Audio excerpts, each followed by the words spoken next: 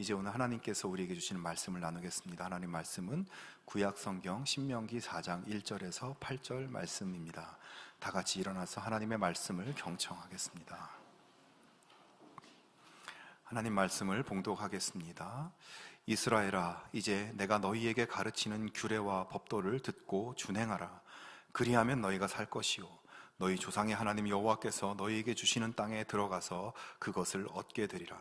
내가 너희에게 명령하는 말을 너희는 가감하지 말고 내가 너희에게 내리는 너희 하나님 여호와의 명령을 지키라. 여호와께서 바알보올의 일로 말미암아 행하신 바를 너희가 눈으로 보았거니와 바알보올을 따른 모든 사람을 너희 하나님 여호와께서 너희 가운데에서 멸망시키셨으되 오직 너희 하나님 여호와께 붙어 떠나지 않은 너희는 오늘까지 다 생존하였느니라. 내가 나의 하나님 여호와께서 명령하신 대로 규례와 법도를 너희에게 가르쳤나니 이는 너희가 들어가서 기업으로 차지할 땅에서 그대로 행하게 하려 함인즉 너희는 지켜 행하라. 이것이 여러 민족 앞에서 너희의 지혜요 너희의 지식이라. 그들이 이 모든 규례를 듣고 이르기를 이 큰 나라 사람은 과연 지혜와 지식이 있는 백성이로다 하리라. 우리 하나님 여호와께서 우리가 그에게 기도할 때마다 우리에게 가까이 하심과 같이 그 신이 가까이 함을 얻은 큰 나라가 어디 있느냐.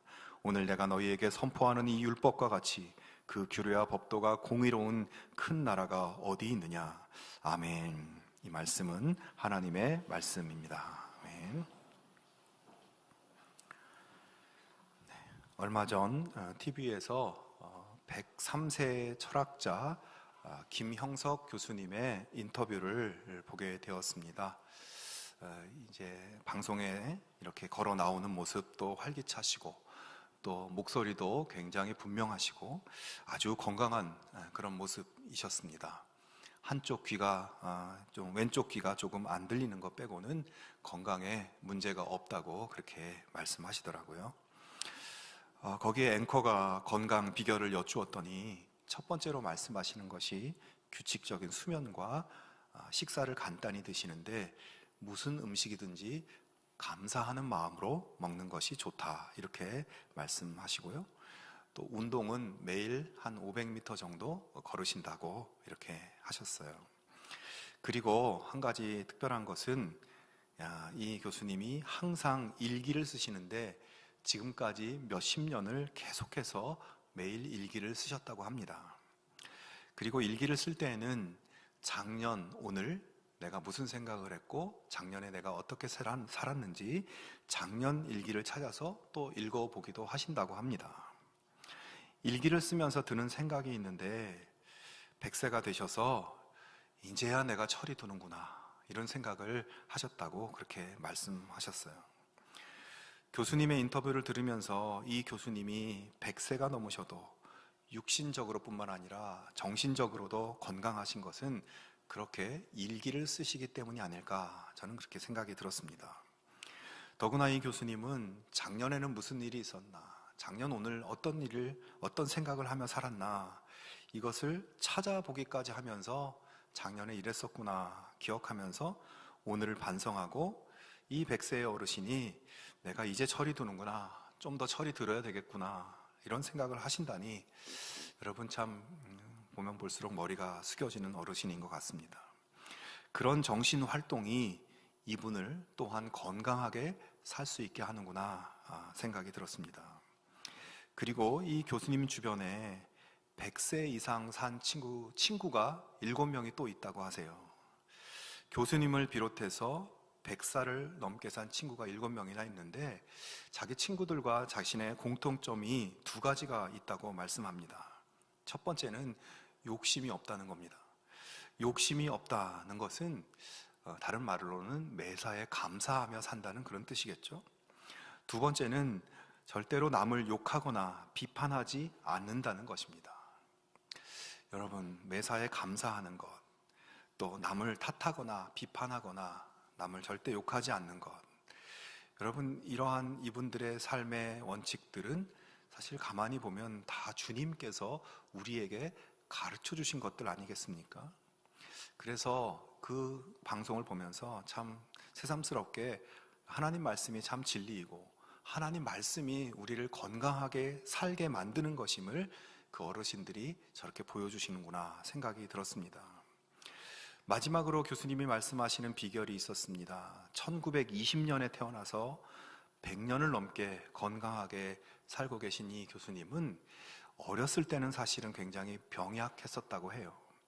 그래서 14살 때 이분이 그런 기도를 드렸다고 합니다. 하나님께서 나에게 건강을 주셔서 다른 사람들처럼 어른이 될 때까지 살게 해주시면 내가 나를 위해서 살지 않고 하나님의 일을 하겠습니다. 이런 기도를 드렸다고 합니다.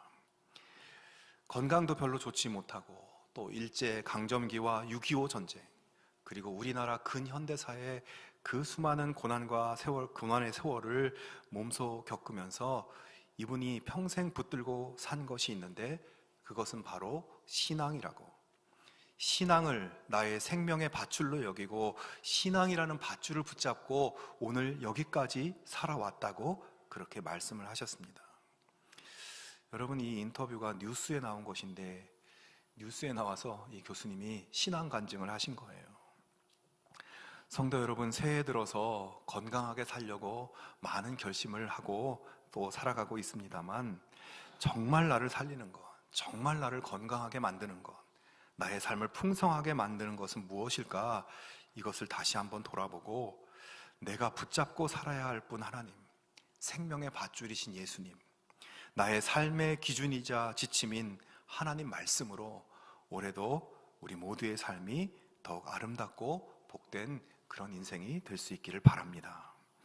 오늘의 말씀은 지난주에 이어서 가나안 땅에 진입하기 직전에 모여있는 이스라엘 백성들에게 주는 하나님 말씀입니다. 1장부터 3장까지는 지난 광야 세월에서 있었던 일들을 회고하는 그런 말씀이었고, 이어서 4장부터는 백성들을 향한 여러 가지 권고의 말씀이 시작됩니다. 지금 이스라엘 백성들은 이집트에서 나와서 40년 동안 이 광야에서 지금으로 말하면 난민 생활을 했어요. 그러면서 정말 생존을 위협하는 여러 가지 위험한 일들을 겪고 살다가 이제 드디어 요단강만 건너면 하나님이 약속하신 젖과 꿀이 흐르는 그 가나안 땅에 들어갈 그 상황이었습니다. 자, 그런 상황에 있는 이스라엘 백성들, 저 강만 건너면 이제 드디어 약속의 땅에 들어가는구나 할 때 그들의 분위기는 어떠했을까요? 목적지가 눈앞에 있으니까 야, 이제 다 됐다, 다 왔다, 그동안 고생 많았다, 고생 끝, 행복 시작, 뭐 이런 느낌이었을까요? 겉으로 보기에는 그럴 수 있을 것 같지만 실상은 그렇지가 못했습니다. 왜냐하면 그들이 가야 할 그 땅은 비어있는 땅이 아니었기 때문입니다. 가나안 민족들이 이미 수백 년 동안 차지하고 있었던 땅일 뿐만 아니라 그 가나안 민족들이 이스라엘 백성들에 대해서, 지금 이렇게 올라오고 있는 이스라엘 백성들에 대해서 굉장히 적대적인 분위기였습니다. 그 민족들은 이스라엘이 가나안 땅으로 올라오는 길목마다 가로막고 통행을 못하게 하고 조용히 길만 이렇게 쓰겠다고 해도 절대로 허락해 주지 않고 오히려 무자비하게 공격을 해오는 그런 민족들이었고, 나중에는 이스라엘이 올라오는 것을 물리적으로 막을 수가 없으니까 무슨 이상한 주술적인 방법까지 동원해서 이스라엘을 저주하고 무너뜨리려고 하는 그런 모습을 보인 것이 바로 이 가나안 족속들이었어요. 지금까지는 이스라엘이 광야에서 어쩌면 사람이 살지 않는 진공 상태의 공간에서 하나님의 보호하심과 하나님의 먹이시고 입히시는 은혜로 살아왔다면, 이제는 사람들의 틈바구니로 들어가서 목숨 걸고 생존을 위해서 그들과 싸워야 하는 그 상황이 눈앞에 있는 것입니다. 가나안 땅에 들어가서 사는 것은 둘째치고 적들과의 싸움에서 생명을 보존할 수 있을 것인가? 사실 그것조차도 보장이 안 되는 그런 현실이죠. 고생 끝인 줄 알았지만 잘 뜯어보니까 좀 더 위험한 고생이 눈앞에 있는 것입니다. 저 강 하나만 건너면 다 됐다, 그런 상황이 아니라 저 강을 건너가면 이제부터는 어떻게 해야 되는가, 이런 염려와 두려움 가운데 있었던 것입니다. 여러분, 우리 속담에 산 넘어 산, 갈수록 태산, 그런 말이 있죠. 당시의 이스라엘은 그런 상황이었던 것이에요. 저는 이런 이스라엘 민족의 역사를 보면서 이렇게 우리 민족의 역사가 이렇게 생각이 났어요. 이 역사를 보면은 이스라엘과 우리나라가 닮은 면이 참 많습니다. 우리 민족도 이스라엘처럼 작은 나라이고 작은 민족이고, 그래서 역사의 대부분이 주변 나라들로부터 어려움을 겪는 그런 일들이 참 많이 있었습니다. 이스라엘도 그렇고 우리나라도 그래요. 조선시대 임진왜란 때 우리나라가 일본의 침략을 받아서 많은 고생과 고통을 했습니다. 자료를 찾아보니까 임진왜란 때 우리나라 인구가 100만 명 이상이 줄어들었고 경작지의 3분의 2 이상이 황폐화되고 폐허가 되었다고 합니다. 그러다가 전쟁이 끝나서 이제 살만하다 싶었더니, 일본이 물러가나 싶었더니 중국이 또 전쟁을 일으켜서 우리나라 온 민족이 죽고 나라가 폐허가 되고 고생을 했습니다. 그렇게 전쟁이 끝나나 싶었더니 또 얼마 후에 일제의 침략으로 나라를 빼앗겨서 35년 동안 고생을 했죠. 그러다가 일제로부터 해방됐나 싶었더니 남북으로 갈라지고, 정말 비극적인 6.25 전쟁, 비극 중에 최고의 비극을 온 민족이 맛보았습니다. 그러다 전쟁이 끝나서 이제 남북이 대치되는 상황이 있지만 평화가 오나 싶으면 틀어지고, 무언가 화해가 이루어지나 싶으면 포를 쏘고 미사일 쏘고 핵실험을 하고 그러고 있는 것이 오늘의 현실입니다. 우리 민족의 역사를 보면 앞에서 말한 산 넘어 산이라는 이 말이 딱 적용이 되는 것 같아요. 지금도 우리 민족의 앞날이 어찌 될지 알 수가 없죠. 그런 모습은 민족의 역사뿐만 아니라 우리들 개인의 삶도 비슷합니다. 개인적으로 저는 저 자신의 삶을 이렇게 돌아볼 때가 있었는데, 고등학교에 다닐 때는 그런 생각을 하면서 다닌 것 같아요. 내가 이 대학 입학 시험만 잘 보면, 대학만 가면 내 인생이 이제 행복해지겠지, 이렇게 생각했는데 대학에 가니까 그게 아니었습니다. 신학교에 가니까 신학대학원에 들어가서 목회자로 훈련받지 않으면 아무 소용이 없다는 거예요. 그래서 그 당시에 신학대학원 경쟁률이 6대1이 넘었습니다. 죽을 둥 살 둥 공부해서 신학대학원에 입학을 해서 다녔죠. 신학대학원을 나와서 목사 안수 받으면 이제 목사님 되면 끝날 줄 알았는데 끝이 아니었어요. 교회 현장에 가서 실제적인 목회 사역에서 훈련을 받지 않으면 신학교에서 배운 것 가지고는 아무것도 할 수 있는 게 없었습니다. 그래서 사역을 열심히 했습니다. 그런데 그렇게 교회 현장에서 열심히 다양한 목회적 경험을 쌓으면 다 된 것 같았지만 다들 옆에 보니까 단독 목회를 나가더라고요. 또 열심히 하다가 하나님 은혜로 단독 목회로 나와서 이제 내가 부목사가 아니라 단독 목회 나왔으니까 다 됐겠지 싶었는데 그게 끝이 아니라 거기서부터가 진짜 시작이었습니다. 그렇게 별내에 와서 열심히 사역하면서 교회가 건강하게 성장하고 참 이제 괜찮나 싶었더니 코로나가 터졌어요. 코로나만 어떻게 잘 버티면 좋아지겠지 하면서 열심히 사역했습니다. 코로나가 끝난 것 같아요.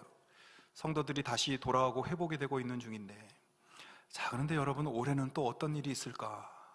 이런 생각이 들면서 이거 정말 끝이 없구나. 인생이 정말 계속 정말 산 넘어 산이구나. 올해는 또 어떤 고개들이, 어떤 산들이 내 앞에 있을까 생각이 들었습니다. 저뿐 아니라 우리 모두의 인생에, 여러분의 수많은 인생의 장면마다 나름대로의 어려움도 있고 과제도 있고 헤쳐가야 할 일들이 계속해서 이어지고 있어요. 초등학생은 초등학생의 고민이 있습니다. 초등학생이 무슨 고민이 있겠냐 싶지만 초등학생의 제1의 고민은 엄마가 내 말을 잘 안 듣는다. 이것이 그들의 고민이래요. 청소년은 청소년의 고민이 있고 청년은 청년의 고민이 있고 40대, 50대, 60대, 70대, 80대, 90대 그때쯤 되면 인생의 고민이 없을 것 같지만 그 장면마다 나름의 고민이 다 있는 것입니다. 고생 끝, 행복 시작. 이것이 정말 아무에게나 찾아오지 않는 어려운 이야기 같아요. 정말 우리의 이 땅에서의 삶은 언제라도 수고와 애씀이 멈추지 않는 그런 삶입니다. 올해 나에게 어떤 일이 있을까? 아니, 다음 달에 무슨 일이 있을까? 아니, 이번 주에는 무슨 일이 있을까? 아니, 내일 어떤 일이 내 앞에 기다리고 있을까? 여러분 앞에는 무엇이 있는 것 같습니까? 가나안 땅, 희망의 땅이 보이십니까? 아니면 여전히 문제가 보이고 위험과 위기가 더 크게 보입니까? 올해는 달라질 수 있을까? 올해 정말 내 고생이 끝날까? 그런 마음이십니까? 사랑하는 여러분, 이 불확실한 세상의 삶, 끊임없는, 그치지 않는 염려와 불안의 삶을 살고 있는 우리가 정말 희망을 가지고 기대를 펼치고 기쁨과 행복의 삶을 살 수 있는 방법은 없는 것일까요? 하나님께서는 산 넘어 산과 같은 상황 속에 있는 이스라엘 백성들에게, 그리고 그때로부터 수천 년이 지난 오늘 우리들에게, 여전히 비슷한 상황 속에 있는 오늘 우리들에게도 권고해 주시는 말씀이 있습니다.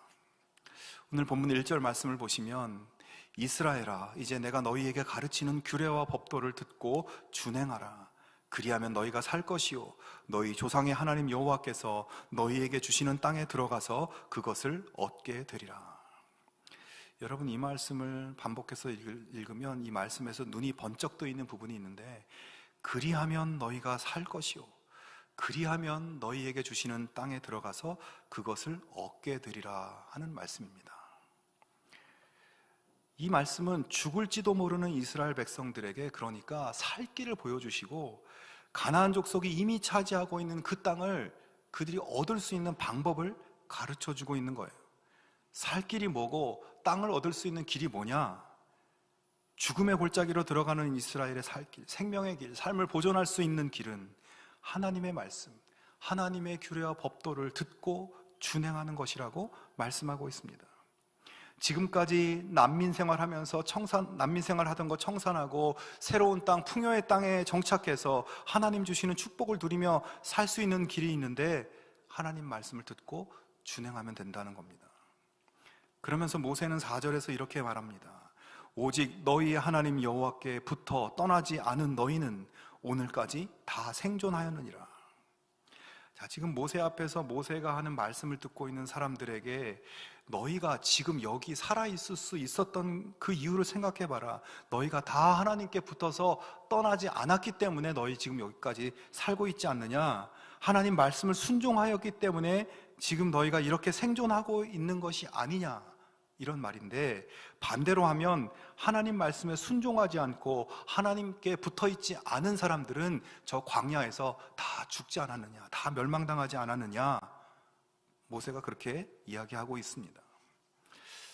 여러분, 그렇습니다. 하나님께 붙어 떠나지 않으면 사는 것이고, 하나님께로부터 떨어져 나가면 죽는 것입니다. 이스라엘은 지난 40년 동안 바로 그것을 경험한 거예요. 그리고 이제 모세는 다시 그 경험을 상기시키면서 계속 하나님께 붙어 떠나지 않는 삶을 권면하고 있는 것입니다. 여러분, 예수님이 그런 말씀하셨죠? 나는 포도나무여 너희는 가지라. 그가 내 안에, 내가 그 안에 거하면 사람이 열매를 많이 맺나니 나를 떠나서는 너희가 아무것도 할 수 없음이라. 사람이 내 안에 거하지 아니하면 가지처럼 밖에 버려져 마르나니 사람들이 그것을 모아다가 불에 던져 사르느니라. 자, 무슨 말입니까? 주님 안에 붙어 있으면 살고, 주님 안에 붙어 있으면 풍성한 열매를 맺게 되고, 주님에게서 떨어져 나가면 죽는다는 거예요. 그리고 주님 앞에 붙어 떠나지 않는다는 것, 이것은 오늘 말씀을 통해서 보면 주님의 말씀을 듣고 준행하는 것이 바로 주님 안에 사는 것, 주님을 떠나지 않는 삶이라는 것을 가르쳐주고 있습니다. 자, 그러니까 이제 이스라엘은 다른 거 필요 없어요. 하나님 말씀 잘 듣고 하나님 말씀 잘 준행하고 하나님께 딱 붙어서 떠나지 않으면 죽다가도 살고 아프다가도 일어나고 망하다가도 흥해지고 모든 축복이 열리는 것입니다. 산 넘어 산이 가로막아도 하나님께 붙어있고 하나님 말씀대로 가고 하나님과 함께 가면 너끈히 산을 뛰어넘고 그것을 정복하고 하나님의 축복과 풍요를 누릴 수 있게 된다는 것입니다.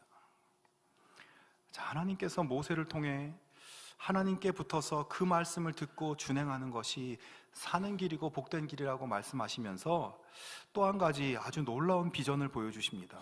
6절에 보면 너희는 지켜 행하라.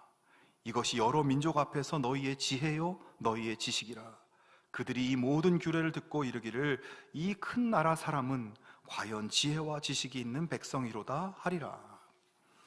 자, 지금 이스라엘 백성들이 하나님 말씀을 지켜 행하는 것은 자기 자신들의 생존이 보장되고 자기 자신들이 풍요와 축복을 받는 길임과 동시에 이스라엘 주변의 다른 민족들에게도 어떤 영향을 끼치게 된다는 것을 말씀하고 있죠. 여러분, 사실 이스라엘 백성들이 참 신기한 민족이고 기적의 백성들입니다. 우선 노예들이었고 난민들이었던 이스라엘 백성들이 40년 동안 광야 생활을 했는데도 이 민족이 멸종되지 않고 소멸되지 않았다는 것, 여러분, 이것은 기적입니다.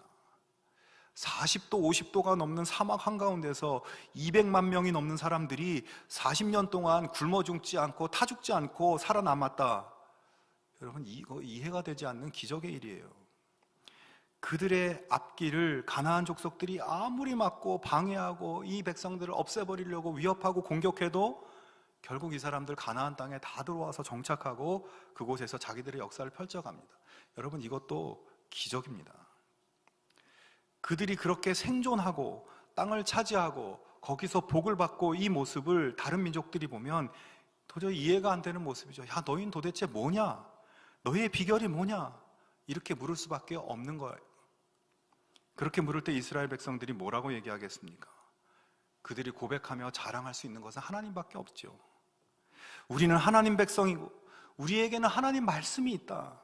하나님 말씀을 따라서 살았더니, 그 말씀 따라 순종했더니 하나님께서 우리를 보호해 주시고 우리에게 이렇게 복을 주셨다. 우리가 이런 기적의 민족이 될 수 있는 것은 그것이었다라고 대답할 것입니다. 자, 그러면 그 민족들은 저 이스라엘의 하나님이 어떤 분인지, 저들이 지키고 사는 그 율법이라는 것이 무엇인지 관심을 갖고 들여다보지 않겠습니까? 저 나라가 정말 작은 나라고 땅덩어리도 작고 인구도 얼마 되지 않는 저 나라가 저렇게 멋진 사회와 경제와 정치와 종교와 문화를 이루고 살아가는 저들의 비결은 뭐냐? 그것들을 보면서 이 나라 정말 우습게 볼 나라가 아니구나, 작은 나라가 아니구나, 땅덩어리는 작아도 이 나라는 큰 나라의 자격을 갖춘 나라이고 큰 나라구나, 우리에게 없는 지혜와 지식이 있는 백성이구나, 그렇게 결론을 내리게 된다는 거예요. 여러분, 지금 본문 속의 이스라엘은 아직 정말 땅 한 평도 없는 그런 나라입니다. 이스라엘은 그 당시 세상에서 가장 큰 나라였던 이집트에서 떨어져 나온 노예였고 난민들일 뿐이었습니다. 주변에 어떤 영향도 끼칠 수 없죠. 하지만 하나님은 그들에게 하나님의 규례와 법도를 주시면서 그들을 살리시고 복을 주시고 그것을 넘어서서 모든 열방을 구원하는 놀라운 비전을 가지고 계셨던 것입니다. 하나님의 말씀을 준행함으로 복을 받고 사는 이스라엘, 옆에서 보고 있는 이웃들, 이스라엘을 통해서 하나님 알게 되고 하나님 말씀의 체계와 내용이 얼마나 탁월하고 우월한 것인가를 그들이 알게 되고, 그래서 그들도 하나님 말씀을 기꺼이 준행함으로 이스라엘이 받은 복을 함께 누리게 되는 그런 비전을 하나님 품고 계셨던 거예요. 말씀을 준행하는 이스라엘은 하나님의 축복이 다른 민족들에게 흘러가게 하는 축복의 도구들이었습니다. 성도 여러분, 하나님의 말씀은 작은 나라, 노예이고 난민 출신의 이스라엘에게 생존과 축복을 가져다 줄 뿐만 아니라 그들의 이웃과 민족과 열방들까지 살게 하고 복을 받게 하는 것이었습니다. 사랑하는 여러분, 오늘 말씀을 다시 한번 우리가 묵상해 볼 수 있으면 좋겠습니다. 내가 너희에게 가르치는 규례와 법도를 듣고 준행하라. 그리하면 너희가 살 것이요, 너희 하나님께서 너희에게 주시는 땅에 들어가서 그것을 얻게 되리라. 우리가 살고 우리가 복받는 길을 정확하게 가르쳐주는 이 말씀이 여러분 얼마나 감사한 말씀입니까? 오늘 이 말씀을 주신 하나님은 얼마나 고마우신 하나님이십니까? 여러분, 하나님이 거짓말을 하시겠습니까? 하나님의 이 말씀이 엉터리 말씀이겠습니까? 이 말씀은 우리의 인생에 한치의 틀림도 없이 작동할 것입니다. 하나님께 붙어서 하나님 말씀을 듣고 준행하면 우리는 살 것이고 우리는 복을 받을 것입니다. 그리고 하나님께 붙어서 살아가는 나의 모습 때문에 분명히 다른 사람들도 복을 받게 될 것입니다. 너무나 감사하고 놀라운 일이에요. 여러분, 제가 오늘 말씀을 묵상하면서 메시지를 준비하다가 문득 저의 이 목양실에 책꽂이에 꽂혀있는 책들을 하나하나 유심히 훑어보게 되었습니다. 제가 읽은 책도 있고 아직 못 읽은 책도 있고 중간에 읽다만 책도 있고 했는데, 그 중에 정말 제가 정말로 좋아하고 감동받았던 책도 있고 괜히 샀다 싶은 그런 책도 물론 있었습니다.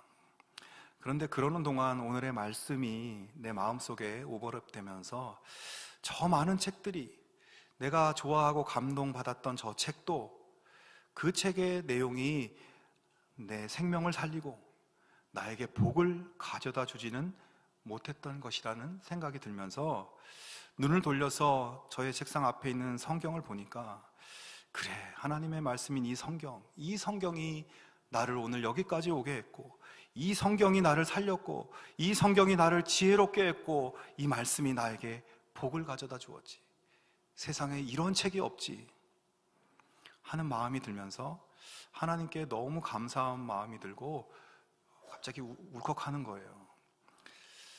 요새 갱년기가 되어서 여러 가지 조금만 일해도 울컥하는데, 그 하나님의 말씀이 너무 사랑스럽고, 그래서 그 사랑스러운 성경을 쓰다듬으면서 고맙습니다 하나님, 그렇게 이런 생명의 말씀, 나에게 복을 주시는 말씀 주셔서 감사합니다, 그렇게 기도를 하게 되었는데요. 사랑하는 여러분, 올해 우리의 삶이 정말 산 넘어 산, 갈수록 태산일 수 있습니다. 하지만 우리 손에는 하나님 말씀이 있고 우리 손에는 성경이 있습니다. 이것이 있으면 산 넘어 산을 뛰어가고 넘어가고 정복하고 정복해서 마침내 하나님의 생명과 복을 우리가 누리게 될 수 있을 것입니다. 나를 통해서 다른 사람들도 살리는 그런 복을 나눌 수 있게 될 것입니다. 여러분, 이 하나님의 진리를 믿고 확신할 수 있기를 바랍니다. 103세의 철학자가 평생 붙들고 살아온 하나님에 대한 믿음, 평생 생명의 밧줄처럼 붙잡고 살았던 하나님의 말씀을 오늘 우리도 붙잡고 살아갈 수 있기를 바랍니다.